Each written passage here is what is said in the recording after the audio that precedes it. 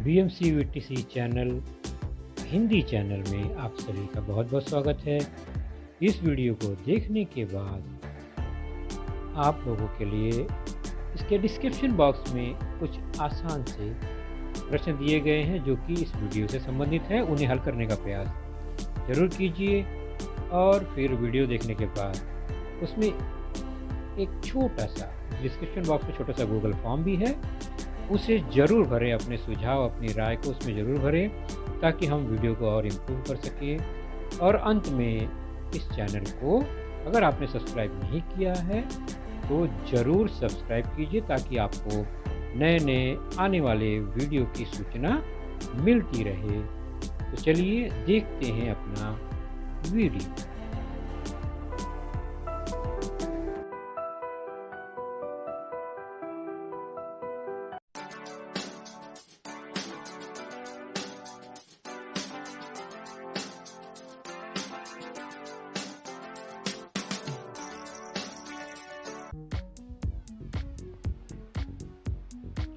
कक्षा छठी कक्षा में हमारा आज का जो विषय है वह है सामान्य विज्ञान।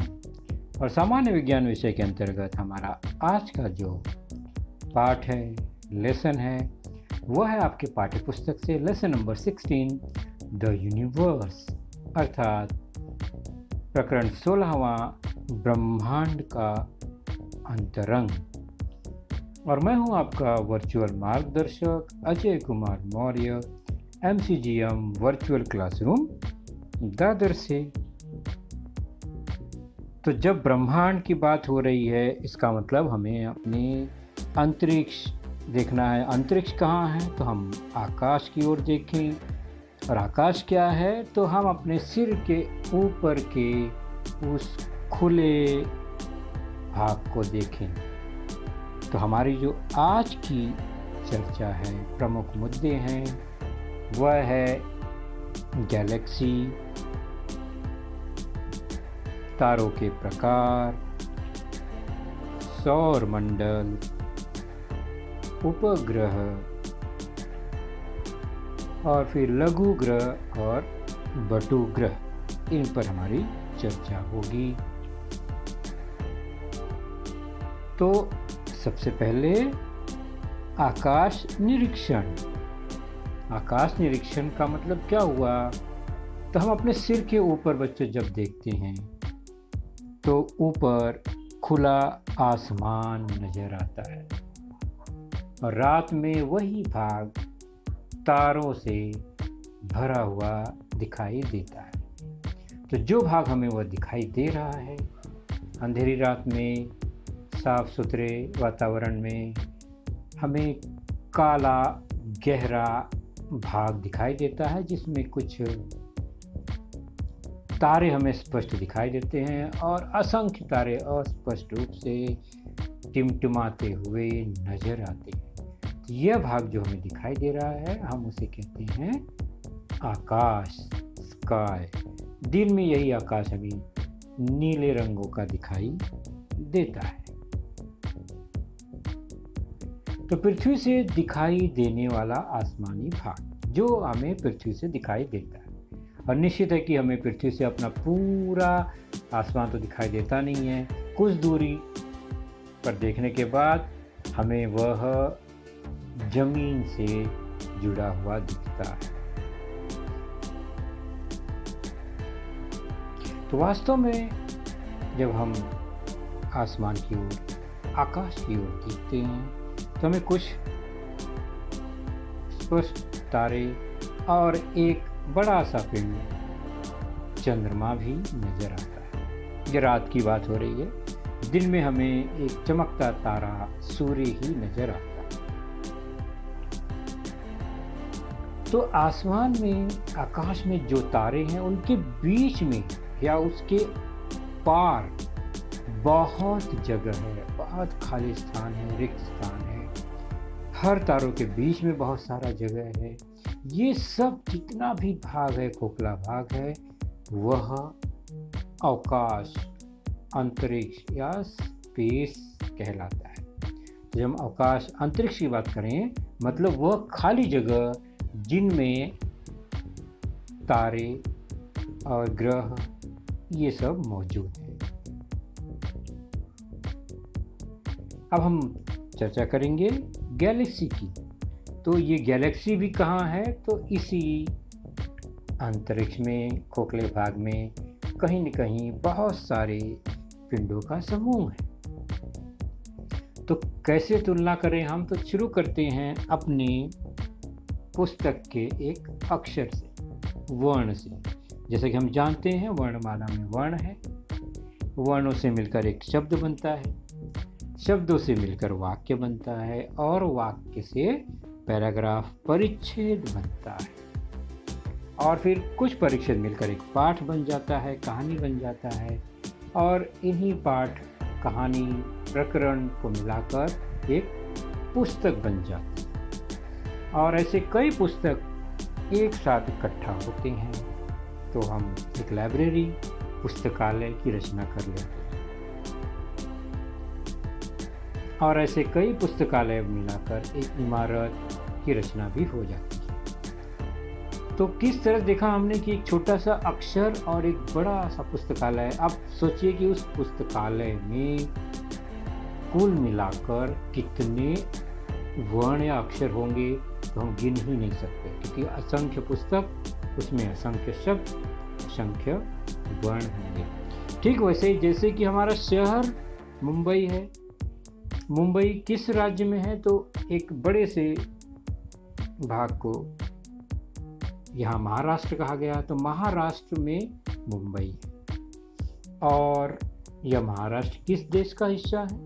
तो यह हमारे देश भारत का हिस्सा है, भारतवर्ष का एक हिस्सा है महाराष्ट्र। और यह जो भारतवर्ष है वो किसी एक बड़े भूखंड का हिस्सा है जो कि महाद्वीप कहलाता है, एशिया। और यह एशिया महाद्वीप भूखंड इस पृथ्वी का एक हिस्सा है। और पृथ्वी हमारे एक सौर परिवार, सौर मंडल जिसका मुखिया सूर्य है, उनका यह एक भाग है पृथ्वी। यानी उसी परिवार में, सौर मंडल में पृथ्वी मौजूद है। और यह सौर मंडल जो है, यानी सूर्य और उसके चारों ओर घूमने वाले कुछ ग्रह, उपग्रह, बटुग्रह, लघु ग्रह, जो भी पिंड हैं, उन सब को मिलाकर और ऐसे कई सौर मंडल मिलाकर एक आकाश गंगा बनता है। और हमारी जो आकाश गंगा है, जिसमें ये हमारा सौर मंडल है, उसका नाम है मंदाकिनी।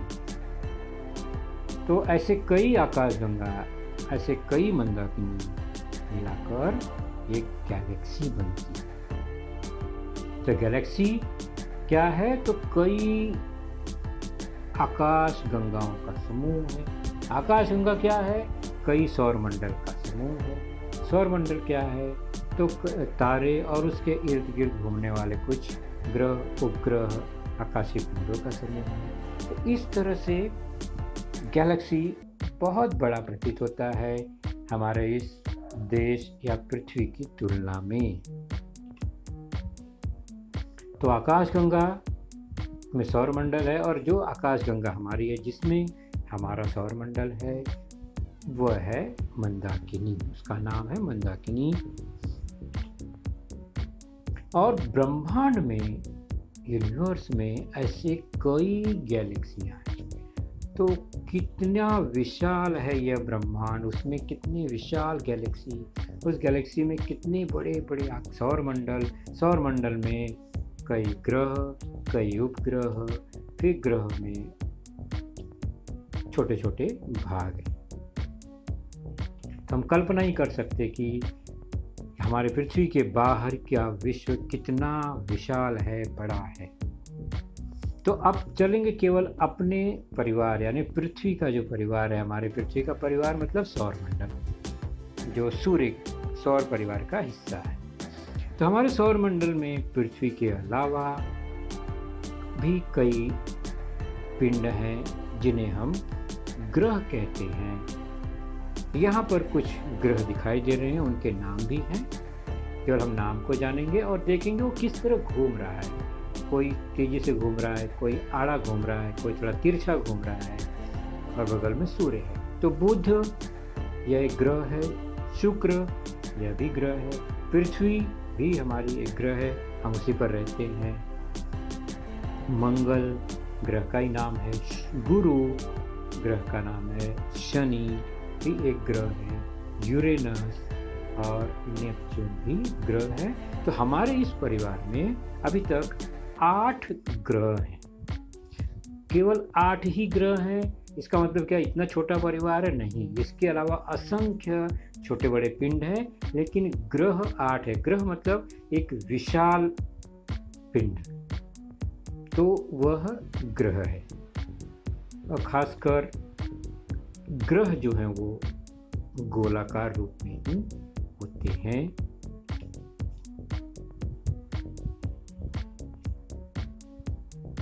तो सौर मंडल में पूरे परिवार को अगर देखें तो कुछ इस तरह से दिखाई देता है। एक सूर्य है, फिर बुध है, शुक्र है, पृथ्वी है, मंगल है, गुरु, शनि, यूरेनस, नेपच्यून, यह सब क्या है? ग्रह है। और अंत में एक बटु ग्रह है जो ग्रह से छोटा होता है, वह भी है इसमें। ऐसे असंख्य बटु ग्रह हैं। तो सौर मंडल में असंख्य पिंड हैं। सौर मंडल को देखें तो कुछ इस तरह से, थोड़ा दूर से देखने पर यह परिवार इस तरह दिखाई देगा। सूर्य के इर्द गिर्द ग्रह, बटु ग्रह, लघु ग्रह, उपग्रह इत्यादि। तो ये सौर मंडल देखिए और छोटा हो दिखाई दे रहा है, और पीछे आकाश गंगा दिखाई दे रही है। और दूर जाएं देखें तो सौर मंडल कितना छोटा हो गया, आकाश गंगा इतनी विशाल। और इस तरह ब्रह्मांड में देखें तो ऐसे कई आकाश गंगाएं, या हम कहें गैलेक्सी, अलग अलग आकार प्रकार की गैलेक्सी, असंख्य गैलेक्सी इस ब्रह्मांड में हैं।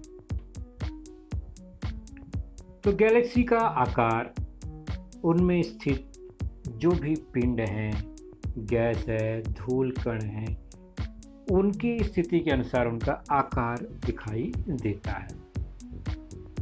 कुछ सामान्यतः चक्राकार, चक्र के आकार का, जैसे आप देखें दिवाली में चक्री लगाते हैं तो किस तरह घूमता है, उस आकार का दिखाई देता है। कुछ अंडा के आकार का लंब या दीर्घ वृत्ताकार दिखाई देता है, तो कुछ अवरुद्ध चक्राकार दिखाई देता है, तो कुछ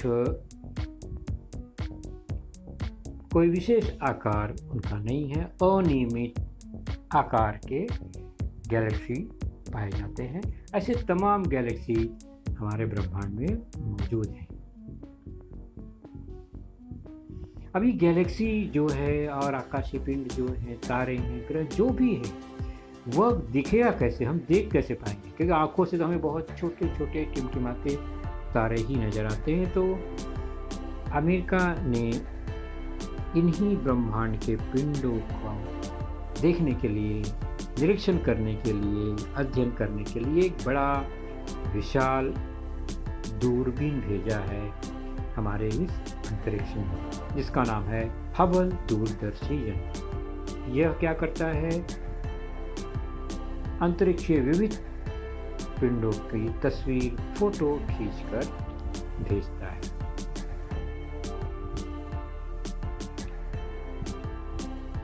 तो यह दूरदर्शी यंत्र अंतरिक्ष में सैर करते हुए पृथ्वी पर तस्वीरें भेजते रहता है। सन 1990 में अमेरिकन संस्थान नासा ने ही पृथ्वी की कक्षा में हबल दूरदर्शी यंत्र छोड़ा था। तो पृथ्वी का चक्कर लगाते रहती है, उसकी कक्षा में रहती है, और दूर दूर तक के पिंडों का वह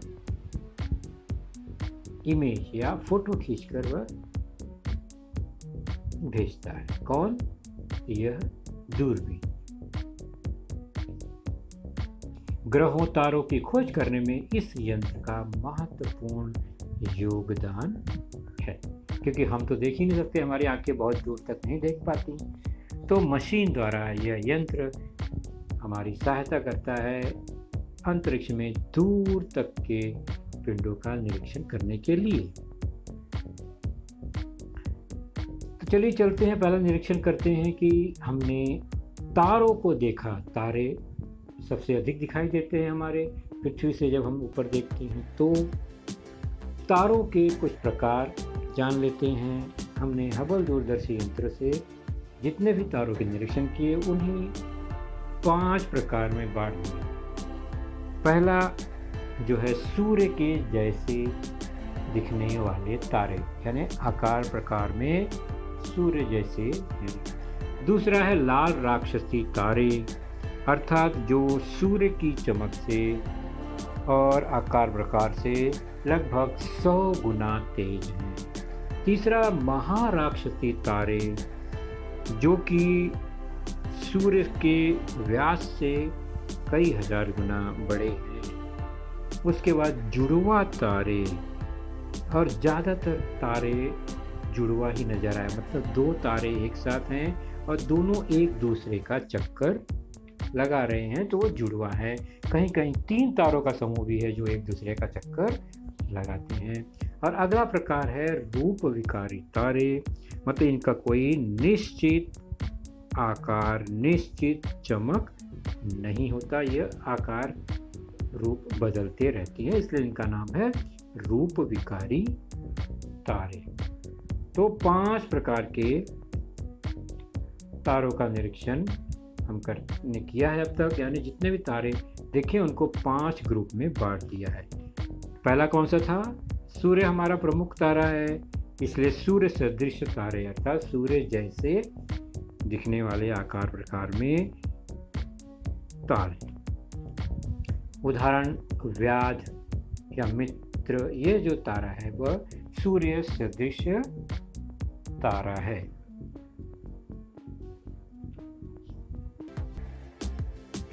दूसरा लाल राक्षसी तारे,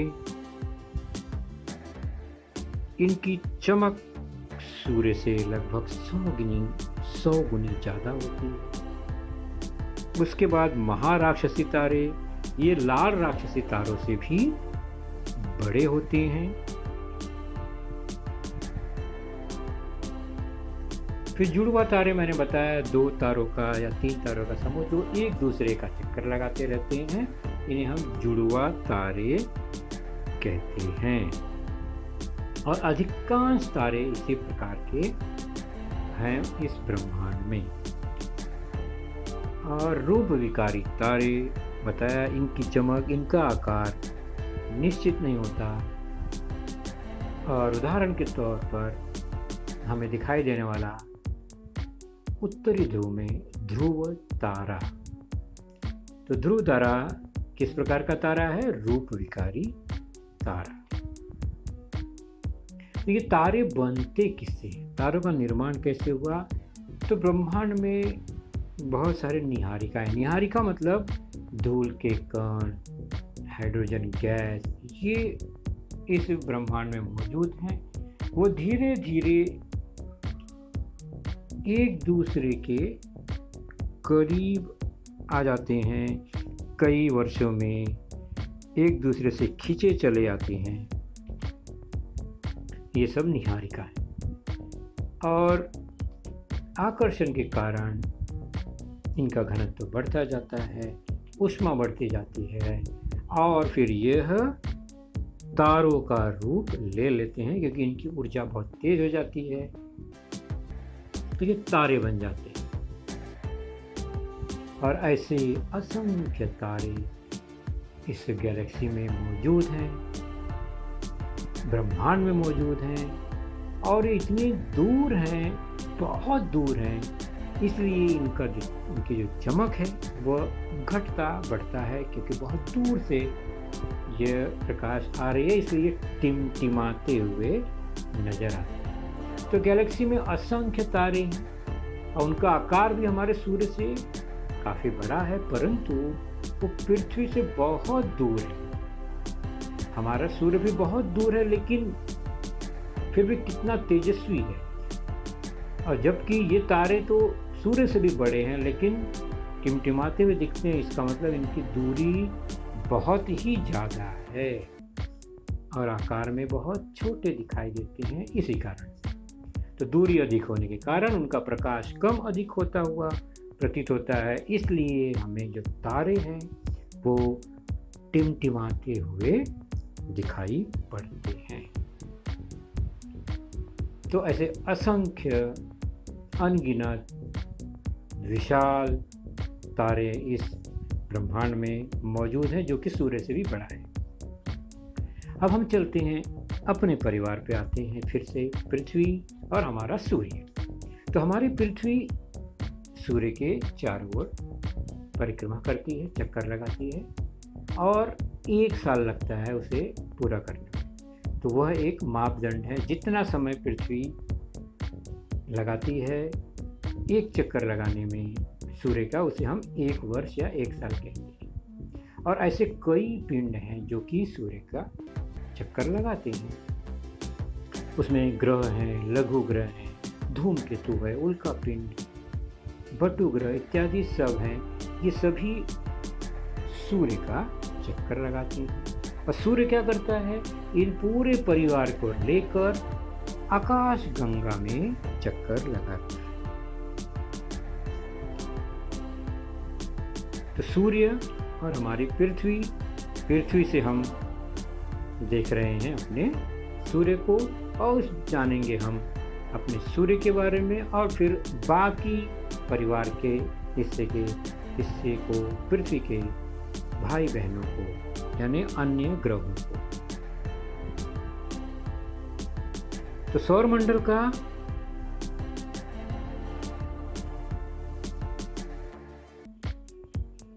सौरमंडल किसे कहते हैं? तो सौरमंडल मतलब सूर्य और सूर्य के साथ ग्रह, लघु ग्रह, धूमकेतु, उल्कापिंड, बटु ग्रह मिलकर एक परिवार बनता है, इसे हम कहते हैं सौरमंडल।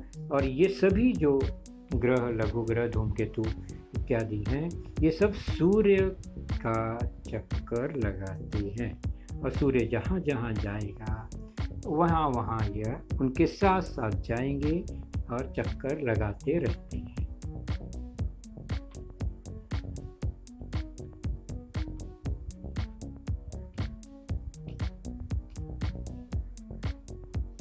तो ये सब ग्रह, बटु ग्रह, ये आप दिखाई दे रहा है आपके स्क्रीन पर, आप देख रहे हैं।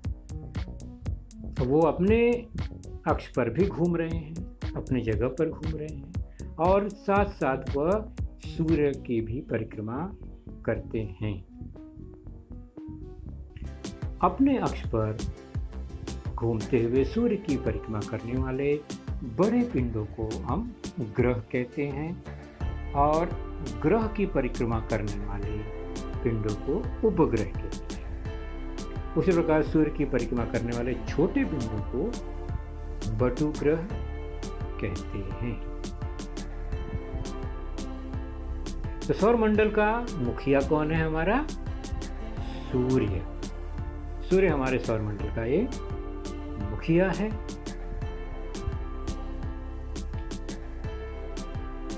तो सूर्य हमारे सौरमंडल के केंद्र का एक पीले रंग का तारा है।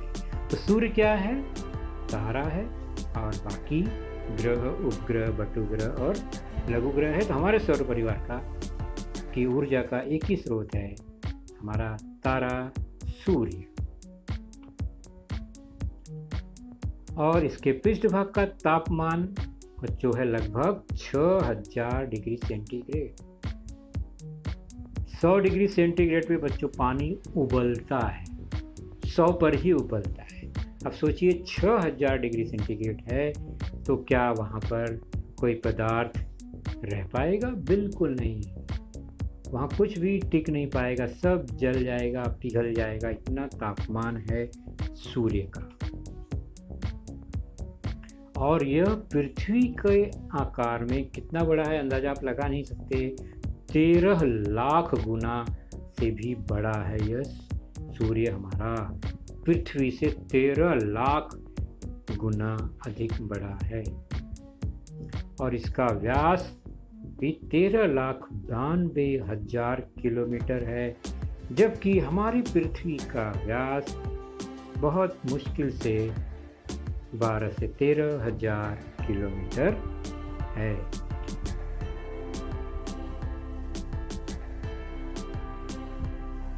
तो सूर्य का व्यास 13,92,000 किलोमीटर, कितना विशाल है यह। तो सूर्य हमें इतना विशाल लगता है, आप सोचिए कि ब्रह्मांड में सूर्य से भी कितने ही बड़े बड़े तारे मौजूद हैं, लेकिन इतना दूर है कि हमें वो छोटे छोटे तारे नजर आते हैं। और सूर्य क्या करता है, अपने सारे परिवार को लेकर, यानी जितने ग्रह उपग्रह और लघु ग्रह बटु ग्रह हैं, वो सब को लेकर आकाश गंगा की सैर करता है। तो सूर्य मुखिया है हमारे सौरमंडल का। और सूर्य के अलावा ग्रह उपग्रह जितने भी हैं, उनकी जानकारी हम आज नहीं लेंगे, उसकी जानकारी हम अपने अगले लेसन में लेंगे। तो बच्चों, आपने देखा आज का लेसन, उसके प्रमुख मुद्दों को ध्यान से बार बार दोबारा देखकर समझने का प्रयास कीजिए, क्योंकि एक बार देखने पर किसी को भी वो पूरा मुद्दा समझ में नहीं आता। तो जैसे ही हम 2 बार 3 बार देखेंगे तो हमें वह समझ में आने लगेगा। और इसके आगे की जानकारी जो होगी बच्चों, वह निश्चित ही हमारे अगले वीडियो में होगी। तो उस वीडियो को देखने के लिए, उसकी सूचना प्राप्त करने के लिए जो नीचे सब्सक्राइब का बटन होता है उसे ज़रूर प्रेस कीजिए और नोटिफिकेशन ऑन रखिए, ताकि जैसे ही हमारा लेसन चैनल पर डाला जाएगा आपको वह तुरंत प्राप्त होगा। तो अपना ख्याल रखिए, सुरक्षित रहिए। Thank you.